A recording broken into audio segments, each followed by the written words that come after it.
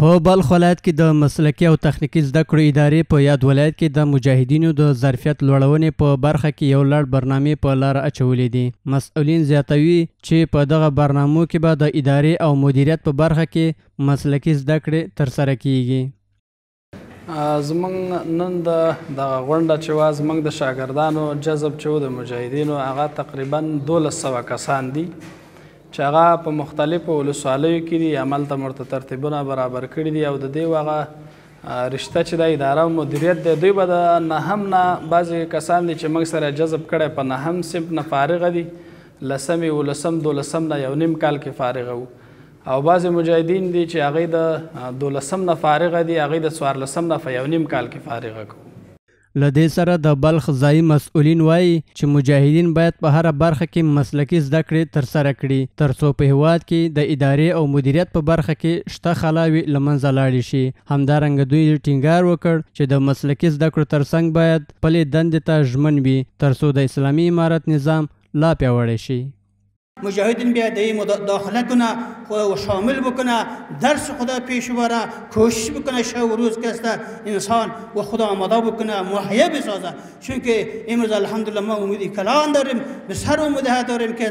همین نظام خدا روز به روز کشور خدا یک نظام اسلامی بسازیم، یک کشور خودکفا، بسیار یک کشور خودکفا بسازیم که از همه ضرورت خود ما خدا پورا بسازیم. درباره تخصصی که در هر اداره که شما مسئولیت داشته باشین کوشش کنین که مطابق نظام اسلامی، مطابق نظام امارت باید تخصص پیدا کنین که حق مردم بالای گردن ته نمانه. ورته مهال د بلخ ولایت د پوهنې رئیس وویل چې په ولسوالیو کې خپلو ټولو امریتونو ته امر کړی دی چې د تخنیکي او مسلکي زده کړو ادارې سره په هره ممکنه برخه کې همکاري وکړي. ریاست معارف لکه څنګه چې مخکې له دې ادارې سره همکاره وو، اوس هم موږ ټولو ولسوالیو ته هدایت کړی دی چې مربوط د تعلیمات تخنیکي او مسلکي چې څومره انسټیټونه او لیسې دي خپل امریتونو ته مو ویلي دي په جلب و جذب د شاګردانو کې له دوی سره باید موږ همکاري وکړو. له دې سره په دغه انسټیټیوټ کې یو شمېر ګډون کوونکو د اسلامي امارت له دغه اقدام څخه خوښي څرګنده کړه چې دوی ته د مسلکي زده کړو په برخه کې فرصتونه برابر کړي دي. دوی د دغه ډول نورو برنامو د برابرولو غوښتنه هم وکړه. موقعیت خوبی هستند که در ما فراهم شده که پیش از این مجاهدین در کوه صحرا بود، وقت نداشتند که تو یک مسائل میشد که اینا درس و تعلیم میخوان. الحمدلله فتوحات آمده به مجاهدین و وقت خوبی هستند که اینها موقعیت خوبی شده که بیاین درس بخونه و تعلیم برداشت بکنه چون که در اداره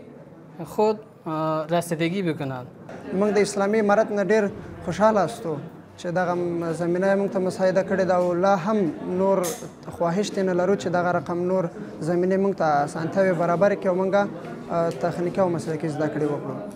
د یادولو وړ ده چې د بلخ ولایت د تخنیکي او مسلکي زده کړو اداره په مرکز او ولسوالیو کې 8 لیسې او 7 انسټیټیوټونه لري چې له پیل څخه تر اوسه پورې په بیلابیلو برخو کې په زرګونه زده کړیالان له مسلکي زده کړو وروسته فارغ کړي دي.